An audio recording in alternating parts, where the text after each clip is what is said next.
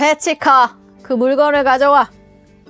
하인이 꾸러미 하나를 들고 뛰어들어왔다. 신사가 꾸러미를 받아 탁자에 놓았다. 어서 풀어라. 하인이 꾸러미를 풀었다. 신사가 손가락으로 가죽을 찌르며 세몬에게 말했다. 이 가죽을 잘 보게나. 예, 나리. 이게 어떤 가죽인지 알겠나? 세몬이 가죽을 만져보더니 말했다. 좋은 가죽이군요. 그야 당연하지. 멍청한 사람 같으니라고. 자네는 평생 이런 건 구경도 못 해봤을 걸세.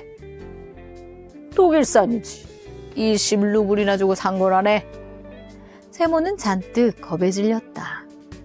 저 같은 사람이 이런 가죽을 어디에서 구경하겠습니까? 그럴 테지. 그거 그렇고 이 가죽으로 내 발에 꼭 맞는 장화를 만들 수 있겠나? 그럼요, 나리. 그러자 신사가 큰 소리로 말했다. 만들 수 있단 말이지. 그렇다면 자네가 누구의 장화를 만드는지, 어떤 가죽으로 만드는지 꼭 명심하게. 1년을 신어도 뜯어지지 않고 모양도 절대 변하지 않는 장화를 만들어야 하네. 그런 장화를 만들 수 있다면 이 가죽을 재단하고, 그럴 자신 없으면 처음부터 손도 대지 말게. 미리 말해두는데 1년 안에 장화가 뜯어지거나 모양이 변하면 자네를 감옥에 넣어버릴 거랬어. 대신 1년이 지나도 모양이 변하지 않고 뜯어지지도 않으면 10루블을 더 주겠네. 세몬은 겁을 먹고 아무 대답도 하지 못했다. 그는 미하엘을 힐끔 쳐다보며 팔꿈치로 쿡 찌르면서 작은 소리로 물었다. 어떻게 하지? 맡아야 하나? 미하엘이 일을 맡으라는 듯 고개를 끄덕였다. 세몬은 미하엘이 시키는 대로 1년이 지나도 뜯어지거나 모양이 변하지 않을 장화를 만들기로 했다. 신사가 하인을 부르더니 왼쪽 장화를 벗기라고 하고는 발을 내밀었다.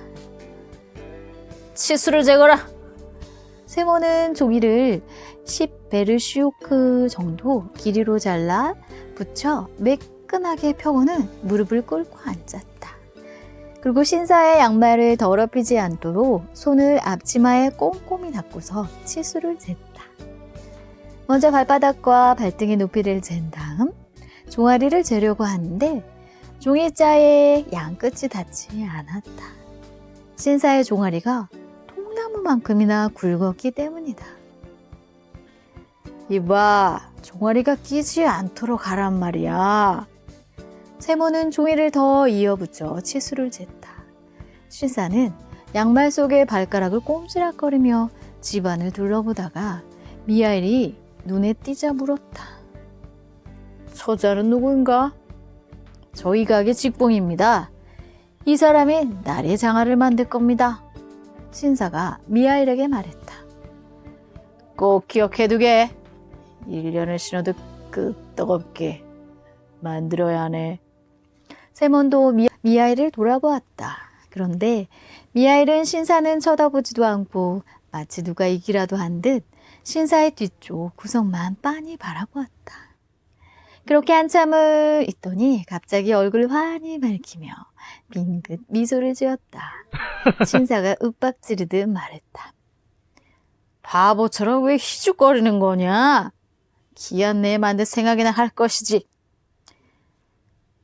틀림없이 기한 내에 만들겠습니다. 미하엘이 대답했다. 반드시 그렇게 해라. 신사는 장화를 다시 신고 외투를 여며 입고는 문 쪽으로 갔다. 그런데 허리 굽히는 걸 깜빡 잊는 바람에 문틀에 머리를 부딪히고 말았다. 신사는 욕설을 내뱉고는 이마를 문지르면서 마차를 타고 떠났다. 신사가 가고 나서 세몬이 말했다. 꼭 돌덩이 같네. 몽둥이로 내리쳐도 끄떡없겠어. 머리를 그렇게 세게 부딪혔는데 아무렇지도 않은가 봐. 마트로 나가 한마디 했다. 그렇게 잘 먹고 잘 사는데 튼튼한 게 당연하죠. 저승 사자도 저런 사람은 못 잡아갈걸요.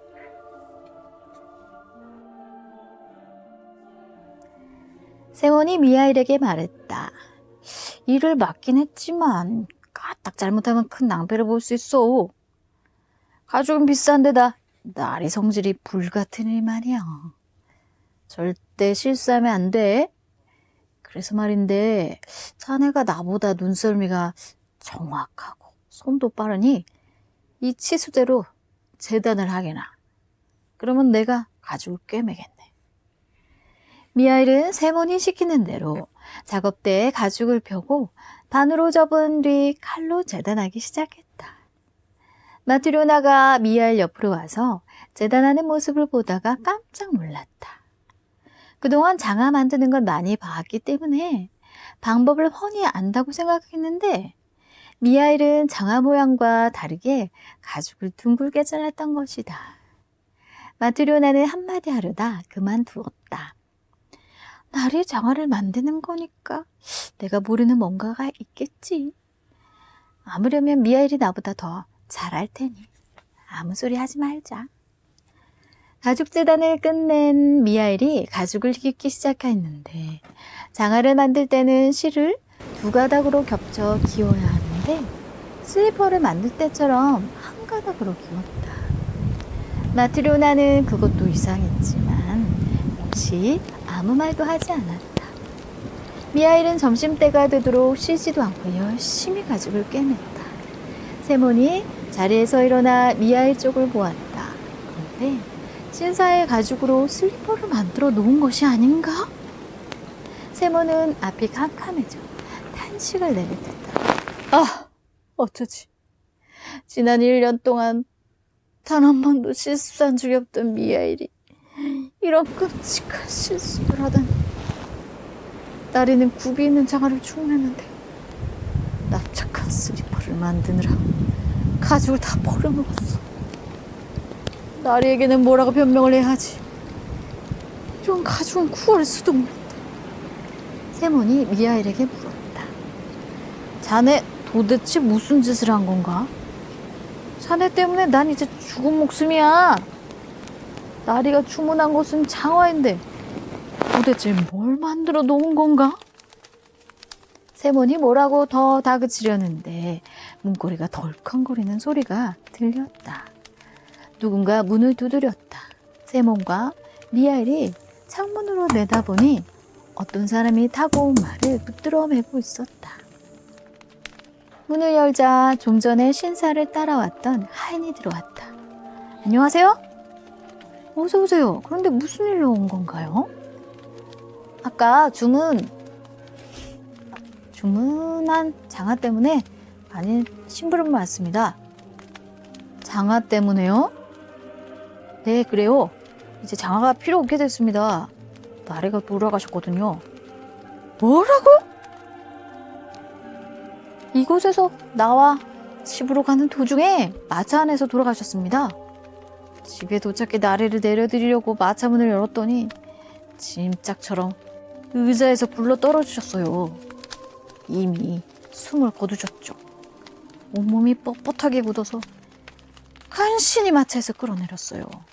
그래서 마님이 제게 장화를 주문하면서 가죽을 막힌 그 구두방에 가서 이제 장화는 필요 없게 됐으니 죽은 사람에게 신길 슬리퍼를 빨리 만들어 달라고 해라.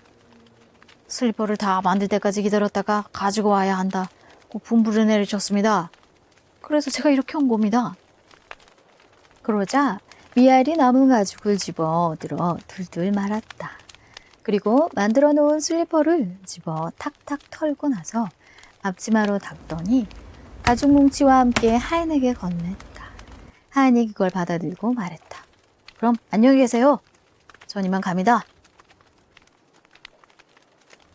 세월이 흘렀고 미하일이 세몬 집에 온 지도 어느덧 6년이 되었다. 미하일은 여전히 변함이 없었다. 어딜 가는 법도 없고 쓸데없는 말은 한마디도 하지 않았다. 그 세월 동안 웃은 거라곤 마트료나가 저녁을 차려줬을 때와 신사가 찾아왔을 때 딱 2번뿐이었다. 세몬은 미하일이 더할 나위 없이 마음에 들었다. 이제는 어디에서 왔는지 묻지도 않았고 그저 미하일이 떠나버릴까봐 그것만 걱정했다. 온 가족이 집에 모여있던 어느 날이었다. 마트료나는 난로에 냄비를 올려놓았다. 아이들은 의자 사이를 뛰어다니며 창밖을 내다보았다. 세모는 창가에서 구두를 꿰매고 있었고 미하일은 다른 쪽 창가에서 구두 뒤축을 붙이고 있었다. 그때 아이 하나가 의자를 넘어 미하일에게 뛰어오더니 그의 어깨에 매달려서 창밖을 가리켰다. 아저씨, 저기 좀 봐요. 어떤 아주머니가 여자아이들을 데리고 우리 집 쪽으로 와요. 그런데 여자아이 하나는 절름발이에요. 아이 말을 듣고 미하일이 하던 일을 멈추고 창문으로 고개를 돌려 거리를 내다보았다. 세모는 깜짝 놀랐다. 이제까지 한 번도 밖을 내다본 적이 없던 미하일이 지금은 창문에 얼굴을 대고 뭔가를 뚫어져라 보고 있었기 때문이다. 세몬도 밖을 내다보았다. 말쑥하게 차려입은 부인이 모피 외투를 입고 털 목도리를 두른 여자아이 둘의 손을 잡고 정말 그의 집 쪽으로 오고 있었다. 여자아이들은 구분이 안 될 정도로 닮았는데 다만 한 아이가 왼쪽 다리를 절었다. 부인은 현관 계단을 올라와 문을 더듬더니 문고리를 당겼다. 그리고 문이 열리자 아이들을 앞세우고 들어왔다. 안녕하세요. 어서 오세요. 어떻게 오셨나요? 부인이 의자에 앉았다. 두 여자아이는 낯선 사람들이 불편한지 부인 무릎에 꼭 달라붙어 떨어지지 않았다. 이 아이들이 봄의 신을 가죽 구두로 맞추고 싶어요. 그러시군요. 이렇게 어린아이들의 구두는 만들어 본 적이 없지만 뭐 문제 없습니다. 장식을 붙이거나 천을 대어 접는 것도 할 수 있고 여기 있는 미하일이 워낙 솜씨가 좋거든요. 세몬이 미하일을 돌아보니 미하일은 일손을 놓은 채 앉아 여자아이들에게서 눈을 떼지 못하고 있었다. 세몬은 그럼 미하일의 모습이 놀랍기만 했다. 세몬이 보기에도 아이들이 정말 예쁘긴 했다. 눈동자가 까맣고 발그스레한 뒷뺨은 포동포동했으며 모피 외투와 목도리도 고급스러웠다. 그렇지만 미하일이 마치 예전부터 알던 사람처럼 아이들을 쳐다보는 건 아무래도 좀 이상했다.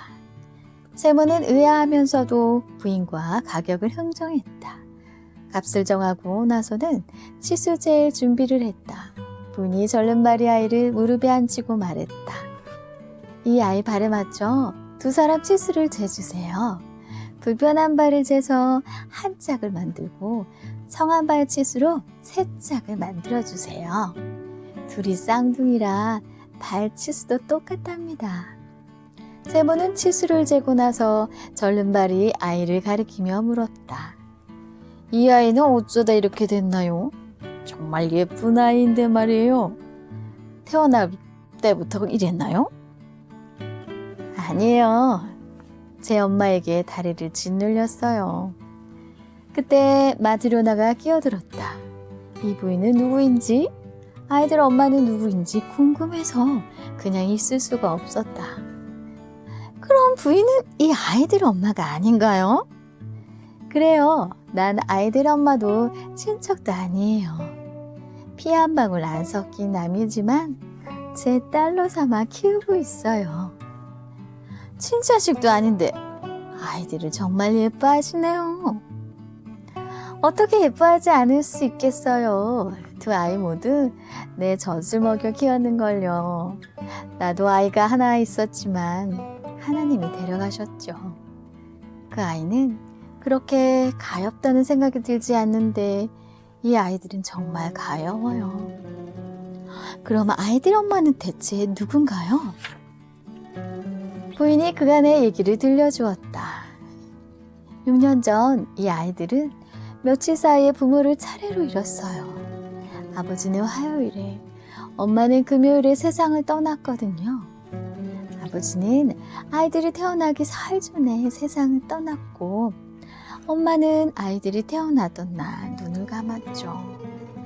그 당시 나는 남편과 농사를 지으며 살았고 아이들 부모와는 가까운 이웃가 아니었어요. 아이들 아버지는 나무꾼이었는데 늘 혼자 숲에서 일을 했어요. 그러던 어느 날 나무를 베다가 나무 한 그루가 쓰러지면서 그 밑에 깔리고 말았죠. 몸을 가로질러 나무가 떨어지는 바람에 몸이 짓이겨지고 내장이 쏟아져 나왔어요. 겨우 집으로 옮겼지만 아이들 아버지는 이내 숨을 거두고 말았어요. 그리고 며칠 뒤에 이 아이들이 태어난 거예요. 아이들 엄마는 가난한 데다 곁에서 돌봐줄 사람도 하나 없었어요. 혼자서 아기를 낳고 혼자서 죽어간 거죠. 다음날 아침 들러봤더니 가엾게도 아이들 엄마 몸은 이미 차갑게 식어 있더군요. 그런데 숨을 거두면서 아이 위로 쓰러지는 바람에